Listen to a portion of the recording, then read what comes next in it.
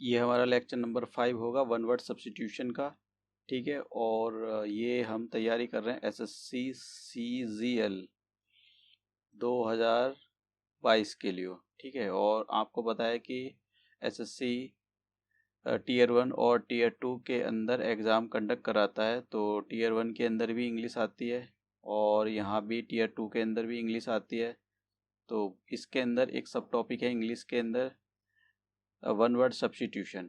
ठीक है, तो हम वन वर्ड सब्स्टिट्यूशन की तैयारी कर रहे हैं। अब मैं पहले आपको ये बता देता हूँ कि एसएससी ने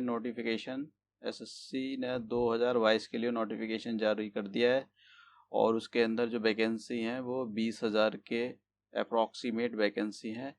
तो अब थोड़ा सा एसएससी ने चेंज किया है एग्ज़ाम पैटर्न के अंदर। तो एग्ज़ाम पैटर्न क्या रहेगा, देखिए एग्ज़ाम पैटर्न आपका टीयर 1 सेम रहेगा जो टीयर पहले से ही था, और टीयर 2 के अंदर चेंज किया है। टीयर 2 के अंदर क्या चेंज किया है, देखिए टीयर 2 के अंदर एसएससी ने पेपर 1 को सेशन में बांटा हुआ है।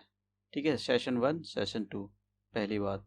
फिर सेशन 1 को और सेशन 2 को डिवाइड कर दिया है। सेशन 2 को तो यही रहेगा। सेशन 1 के बारे में देखते हैं। देखिए सेशन 1 के बारे में, सेशन 1 को सेक्शन 1 में डिवाइड कर दिया है और जिसको फिर से मॉड्यूल 1 मॉड्यूल 2। इसका मतलब ये हुआ कि पहले मैथ के क्वेश्चन आते थे पेपर 1 के अंदर और इंग्लिश के आते थे। अब क्या हुआ है कि पेपर 1 के अंदर दो सेशन बना दिए गए, सेशन 1 और सेशन 2। सेशन 1 के अंदर सेक्शन बनाए गए हैं। सेक्शन 1 के अंदर जो आएगा वो मैथमेटिक्स आएगा और रीजनिंग आएगा। ठीक है, मैथमेटिक्स के 30 क्वेश्चन, रीजनिंग के 30 क्वेश्चन होंगे और यहाँ पर जो एक क्वेश्चन होगा वो कितने मार्क्स का होगा, 3 मार्क्स का होगा। तो देखिए टोटल अगर हम इन दोनों को प्लस करें तो 60। देखिए इसका वेटेज कम कर दिया है, क्या कहते हैं, मैथमेटिक्स का। अब इसमें यहाँ पर बाद आप रीजनिंग पर भी फोकस करोगे पूरा का पूरा। उसके बाद में सेशन 2, इसके अंदर देखिए पहले इंग्लिश का ही पेपर होता था। अब क्या है, अब 45 क्वेश्चन आएंगे और जनरल अवेयरनेस के 25 क्वेश्चन आएंगे। तो आप देख सकते हो इसके अंदर, हालांकि अभी भी इंग्लिश का वेटेज बना हुआ है, ज़्यादा है वेटेज। और अगर आप इन दोनों को प्लस करो तो ये बन जाएगा 70 को 3 से मल्टीप्लाई करो तो 210। तो देखिए 180 का आपका ये आएगा और 210 का आपका इंग्लिश और जनरल अवेयरनेस आएगा। तो ये इस बार थोड़ा चेंज किया है। अब हम वन वर्ड सब्स्टिट्यूशन के लेक्चर 5 की ओर बढ़ते हैं कि हम लेक्चर 4, देखिए लेक्चर 1 2 3 4 मैं ये लेक्चर अपलोड कर चुका हूँ। और ये जो ये जो वन वर्ड सब्स्टिट्यूशन के लेक्चर मैं रिकॉर्ड कर रहा हूँ, ये दूसरे एग्जाम के लिए भी बहुत ज़्यादा ज़रूरी हैं। ठीक है, अब चलते हैं। देखिए पहले हम देखते हैं थीस्ट और अथीस्ट किसको बोलते हैं। देखिए एक तो होते हैं जो मतलब भगवान को ना मानते हो, नास्तिक और आस्तिक। तो देखिए थीस्ट किसको बोला जाता है, जो भगवान में विश्वास करता हो। A person who believes in the existence of the God. ठीक है, गॉड या गॉड्स, भगवान में विश्वास करता हो कि भगवान है।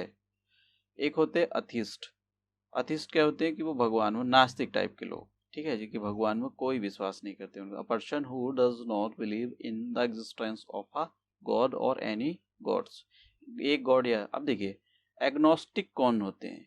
देखो एग्नोस्टिक ये कहते हैं कि वे मतलब ये एग्नोस्टिक पर्सन ऐसे पर्सन होते हैं, वो ये कहते हैं कि हमको जो है भगवान के एग्जिस्टेंस के बारे में ट्रू नॉलेज नहीं है, लेकिन एट द सेम टाइम वो ये भी रिजेक्ट नहीं करते कि भगवान है नहीं है।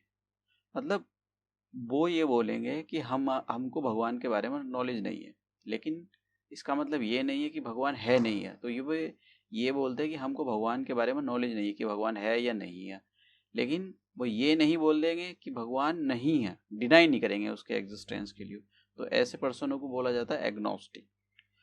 फिर होता है ऑल्ट्रुइस्ट। देखिए इससे भी पहले मैं आपको एक ही बताता हूँ, फिलेंथ्रोपिस्ट क्या होते हैं। देखिए आपने टाटा जी रतन टाटा का नाम सुना होगा, वो फिलेंथ्रोपिस्ट है। इसका मतलब क्या होता है, इसका मतलब ये होता है कि वो जब कभी भी देखिए आसाम हुआ, अभी भी आसाम हुआ, कोरोना लगा तो उन्होंने काफ़ी पैसे डोनेट किए, ठीक है, बहुत कई कई करोड़ रुपए उन्होंने डोनेशन दी है लोगों की हेल्प के लिए। मतलब एक ऐसा पर्सन जो लोगों के वेलफेयर के लिए काम करता हो, लोगों की मदद करता हो, ठीक है, लोगों से प्यार करता हो, तो ऐसे पर्सन को ही बोला जाता है फिलैंथ्रोपिस्ट।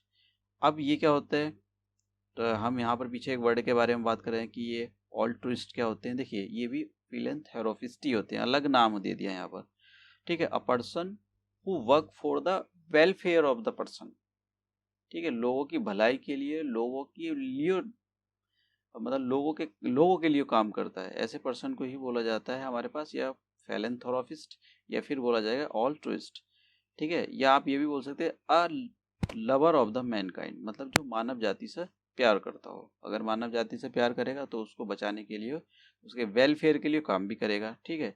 तो मैंने यहाँ पर ये दिया unselfish concern for the welfare of the people, मतलब बिना किसी सेल्फिशनेस, मतलब अनसेल्फिशनेस के, लोगों की भलाई के लिए काम करने वाला पर्सन।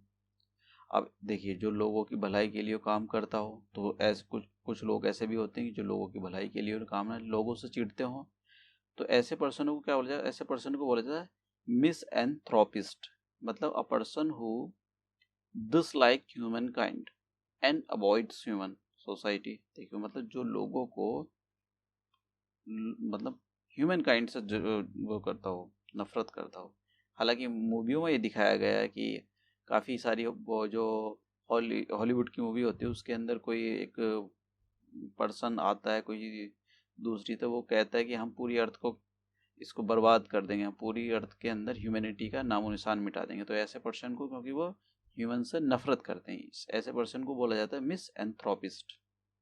एक होते हैं एमेच्योर। देखिए एमेच्योर क्या होते हैं, एमेच्योर ऐसे पर्सन होते हैं कि वो, मान लो कोई गेम खेल रहे हैं, गेम के प्रोफेशनल नहीं है, जैसे मान लो कि कोई भी हॉकी खेल रहे हैं, तो वे हॉकी के, मान लो मैं जाता हूँ, मैं हॉकी खेलता हूँ, एक पर्सन और है, वो हॉकी का, मतलब हॉकी का प्लेयर है, वो प्रोफेशनल है, ठीक है। मैं क्या हूँ, ऐसे ही गया बस खेलने के लिए, मैं कोई, मुझको इतने अच्छे से आते नहीं, कोई प्रोफेशनल नहीं है कि मैं खेलने नहीं जाता, नेशनल इंटरनेशनल स्टेट लेवल पर नहीं जाता हूँ खेलने के लिए, बस ऐसे ही कि चलो खेल खेल लेते हैं, थोड़ा खुशी के लिए खेलना, ना कि एक प्रोफेशन आपका होना या एक जॉब होना, एज ए जॉब ना करके बस आपको खुशी के लिए खेलना। तो ऐसे पर्सन को बोला जाता है एमेच्योर, मगर ऐसे पर्सन जो केवल अपनी प्लेजर के लिए एक्टिविटी करते हो, ना कि एज ए जॉब उनकी कोई काम हो। A person who takes part in an activity for pleasure, not as a job, ना कि एक जॉब। जैसा कि the tennis tournament is open to the both amateurs and the professional। amateurs ऐसे पर्सन होंगे जो केवल टूर्नामेंट खेलने के लिए तो आए, लेकिन वो प्रोफेशनल नहीं है, बस चलो भाई चलते हैं हम भी जो। लेकिन प्रोफेशनल के होते हैं जो लोग खेलते रहते हैं नेशनल इंटरनेशनल लेवल पर, ये क्या होते हैं, ये एमेच्योर, ये कभी कभार बस खेल लेते हैं। नेक्स्ट वर्ड है हमारे पास एम्बीडेक्स्ट्रस। देखिए इसका मतलब ये होता है कि आप ना, कौन सी मूवी थी, हाँ, वायरस वाली मूवी, बताओ कौन सी मूवी थी, इसका नाम वायरस होता है। आपने थ्री इडियट देखी होगी, तो थ्री इडियट के अंदर जो वायरस होता है वो दोनों हाथों से लिखता है अपने, ठीक है, दोनों हाथों का यूज करता है वो बोर्ड पर। तो ऐसे पर्सन को जो दोनों हाथों का यूज करता हो, ठीक है, ऐसे पर्सन को बोला जाता है ambidextrous, able to use the right and left hands equally, दोनों हाथों को इक्वली यूज करना। नेक्स्ट वर्ड है हमारे पास एम्बिगुअस। देखिए एम्बिगुअस का मतलब ये होता है कि आपके पास कोई वर्ड लिखा हुआ है, उस वर्ड के एक से ज़्यादा मीनिंग हो, तो ऐसे वर्ड को बोला जाता है एम्बिगुअस।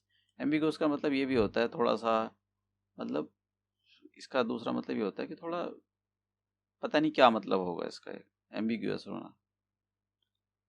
अब एक हो हमारे पास, नेक्स्ट हो जाए एक्लेमेटाइज और एक एक्सेसिबल। देखिए जैसे किसी भी चीज़ को आप एक्सेस कर रहे हो, सपोज करो कि ये आपके पास आपका कंप्यूटर की स्क्रीन है, तो क्या कर रहे हो आप, आपने अपनी कोई फाइल खोल ली, तो आपने क्या कर लिया, उसको एक्सेस कर लिया, ठीक है। और तो आप क्या बोलोगे कि ये जो फाइल है वो एक्सेसिबल है, मतलब आप इसको एक्सेस कर सकते हो, अप्रोच कर सकते हो इसको। एक और फाइल है, अब उस फाइल में पासवर्ड लगाओ, तो आप उसको नहीं खोल सकते, वो पता नहीं किसी दूसरे पर्सन की फाइल है, उसने पासवर्ड लगा कर, तो मतलब आप इस फाइल को अप्रोच नहीं कर सकते हो, तो ये नॉट एक्सेसिबल होगी।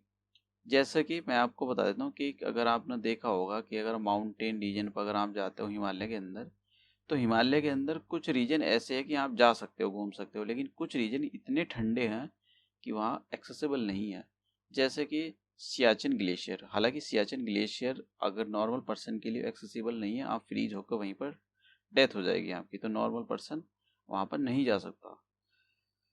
एक होता है एक्लेमेटाइज, एक्लेमेटाइज का ये देखिए शब्द जो है क्लेमेटाइज से बना हुआ है, क्लाइमेट से बना हुआ है, तो एक्लेमेटाइज का मतलब ये हो जाता है कि जैसे मान लो कुछ लोग, देखिए मैं यहाँ ये बोल देता हूँ कि कुछ लोग प्लेन में रहते हैं, प्लेन का मतलब कुछ लोग माउंटेन पर रहते हैं, कुछ लोग रहते हैं कि माउंटेन और प्लेन मतलब कुछ लोग रहते हैं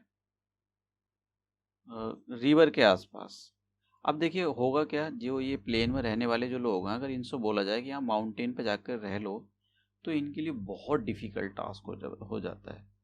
अगर ऐसा हो कि जैसे प्लेन में रहने वाले लोगों को किसी वजह से यहाँ माउंटेन पर शिफ्ट कर दिया जाए, तो और उन्होंने इन लोगों ने अपने आप को धीरे धीरे धीरे धीरे इस माउंटेनियस रीजन के वातावरण के अनुकूल अपने आप को ढाल लिया हो, तो इसका मतलब होता है कि आपने अपने आप को एक्लेमेटाइज कर लिया, मतलब ढाल लेना, अपने अडॉप्ट कर लेना अपने आप को किसी भी परिस्थिति के अनुकूल, या क्लाइमेट, वैसे ये क्लाइमेट के लिए होता है, किसी परिस्थिति के अनुकूल तो नहीं बोलते हैं, लेकिन जैसे यहाँ पर हार्श क्लाइमेट होता है माउंटेन पर, तो उस हार्श क्लाइमेट के अकॉर्डिंग अपने आप को ढाल लेना, इसी को ही बोलते हैं एक्लेमेटाइज।